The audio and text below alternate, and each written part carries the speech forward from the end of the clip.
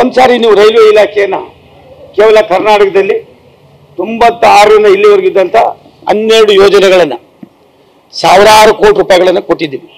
ಎಲ್ಲವನ್ನು ಕೂಡ ಬಿಡಿಯಾಗಿ ಕೊಡು ಅಂದರೆ ಅದನ್ನು ಲಿಸ್ಟ್ ಕೊಡ್ತೀನಿ ನಿಮಗೆ, ಅದು ಇಲ್ಲ ಅಂತಲ್ಲ.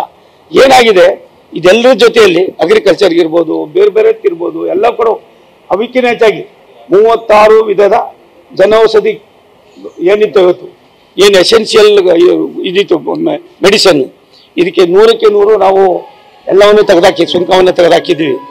ಇಂಥದ್ದಾಗಿಲ್ಲ ಅನ್ನೋಂಗಿಲ್ಲ, ಎಲ್ಲವೂ ಮಾಡ್ತಾ ಇದ್ದೀವಿ. ನೀರಾವರಿಗೆ ಆದ್ಯತೆ ಕೊಡ್ತಾ ಇದ್ದೀವಿ, ಏನೆಲ್ಲ ಮಾಡ್ತಾ ಇದ್ದೀವಿ. ಮೋದಿಯವರ ಕಾರ್ಯವೈಖರಿಯನ್ನು 10% ನೀವು ಅನುಸರಿಸಿ 100% ಮಾಡೋಕೆ ನಿಮ್ಮ ಕೈಲಿ ಆಗೋದಿಲ್ಲ. ನಾನು ಮಾಡೋಕ್ಕಾಗೋದಿಲ್ಲ. ಮೋದಿಯವರಿಗೆ ಯಾರಾದರೂ ಸಾಟಿ ಇದ್ದರೆ ಸನ್ಮಾನ್ಯ ನರೇಂದ್ರ ಮೋದಿಯವರೇ. ಬೆಳಗ್ಗೆ 4 ಗಂಟೆಯಿಂದ ರಾತ್ರಿ 11 ಗಂಟೆ 12 ಗಂಟೆವರೆಗೂ ಇವಾಗ ಹೆಂಗೆ ಇರ್ತಾರೋ ಹಂಗೆ ಇರ್ತಾರೆ.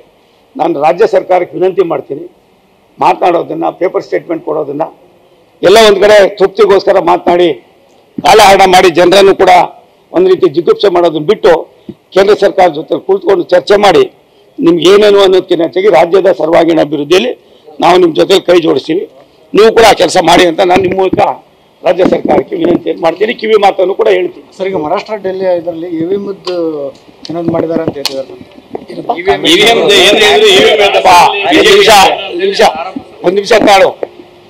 ಇವರೇನು ಹೇಳಿದ್ರು, ಜಮ್ಮು ಕಾಶ್ಮೀರದ ಅವ್ರದ್ದೇ ಆದಂಥ ಸರ್ಕಾರದ ಇದ್ದಂಥ ಏನು ಹೇಳಿದ್ರು ಹೇಳಿ. ನೀವು ಹೇಳ್ಬೇಕು ಸರ್. ಒಂದು ನಿಮಿಷ ತಾಳ್ರಿ ದಯಮಾಡಿ. ಎಲ್ಲ ಒಂದು ಕಡೆ ಕೈಲಾಗದೋದನ್ನು ಬೈಪರ್ಸ್ಕೊಳ್ಳೋ ಕೆಲಸ ಬೇಡ. ಜನ ಬುದ್ಧಿವಂತರಿದ್ದಾರೆ, ತೀರ್ಮಾನ ಮಾಡ್ತಾರೆ.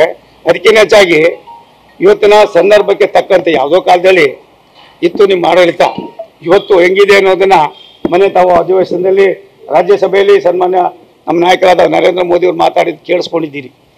ಒಳ್ಳೆ ಭಾಷೆ ಅನ್ನೋದಕ್ಕಿಂತ ಹೆಚ್ಚಾಗಿ ನಿಮ್ಮ ಕಾರ್ಯವೈಖರಿಯನ್ನು, ಇವತ್ತಿನ ಕಾರ್ಯವೈಖರಿಯನ್ನು ತೆರೆದ ಪುಸ್ತಕ ಆಗಿದೆ.